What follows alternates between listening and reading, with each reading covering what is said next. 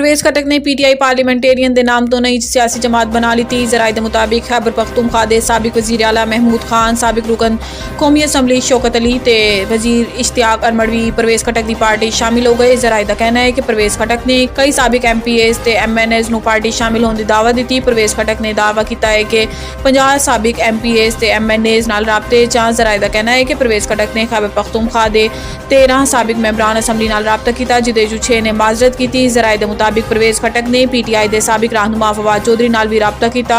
साबिक वज़ीर आला परवेज़ खटक ने PTI के साबिक सूबाई वज़ीर हशाम इनामुल्ला नाल मुलाकात की ते उन्हां नूं अपनी पार्टी शमूलियत की दावत दी।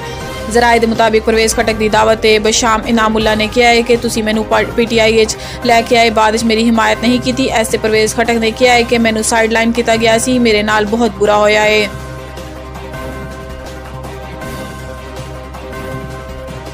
वज़ीर आज़म ने निगरान सैटअप लई मुशावरती अमल शुरू कर दिता। वज़ीर आज़म के मुशीर कमर जमान कायरा ने कहा है कि निगरान सैटअप का मुशावरती अमल वज़ीर आज़म ने शुरू कर दिता। वज़ीर आज़म इत्तेहादियों के मशवरे तो बाद लीडर ऑफ ओपोजिशन तो मुशावरत करनगे। इन्होंने कहा है कि इलैक्शन इसलाहत चंद रोज़ हो सकदियां ने ते होनियां चाहिदियां ने। पुराने इलैक्शन रूल्स ते ही इलैक्शन होने चाहिए ने। इलैक्शन कमीशन पुरानी मरदमशुमारी ते काम शुरू कर चुका है। इलैक्शन कमीशन पुरानी हल्काबंदियां ते प्रोसेस शुरू कर चुका है। हल्काबंदियां करन लई इलैक्शन कमीशन नूं 4 माह दरकार ने, जबकि नई मरदमशुमारी नोटिफाई नहीं हुई, नई हल्काबंदियां का तसव्वुर नहीं। कमर जमान कायरा का कहना सी कि सियासी जमात अगर इसलाहत बेहतर समझन ते फौरी तौर पर मुशावरत के बाद कानून साजी कर लैन। इन्होंने मजीद कहा है कि सियासी उहदों की सियासतदान ही चला सकते हैं ते इन्हां दा ही काम है। मुल्क का सब तो वड्डा सियासी उहदा वज़ीर आज़म दा है ते वज़ीर आज़म के उहदे ते किसी जज जनरल, ब्यूरोक्रेट, टैक्नोक्रेट, सहाफ़ी, कोई कारपोरेट सैक्टर का बंदा लाया जाए तो यह उहदे दी डिसग्रेस है ते काम भी नहीं कर सकता।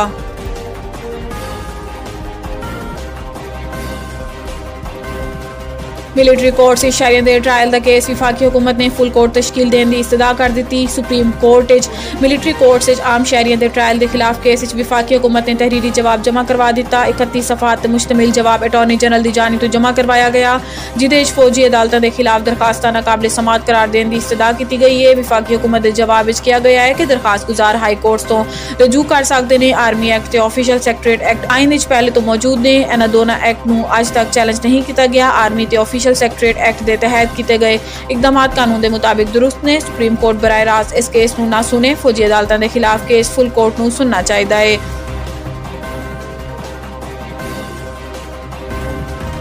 तोशाखाना केस चेयरमैन PTI की नैब पेश होने लई माजरत। नैब जमा कराए गए तहरीरी जवाब चेयरमैन PTI ने दस्सिया है कि 19 जुलाई को अदालतें पेश होना है, तद ही नैब के सामने पेश हो सकता है। सिक्योरिटी वजूहात की वजह तो लाहौर तो इस्लामाबाद कम सफ़र करता वहाँ। तहरीरी जवाब के मुताबिक नैब कानून के सैक्शन 18C के तहत इंक्वायरी रिपोर्ट सिर्फ मैं वसूल कर सकता। मेरा जवाब जब नैब नूं मौसूल होए तो इंक्वायरी रिपोर्ट मेरे वकील बैरिस्टर गोहर नूं दिती जाए। अलकादी ट्रस्ट केस सुप्रीम कोर्ट ने मैनू रिहा करने का हुक्म दिता तो इंक्वायरी रिपोर्ट भुल आया सी।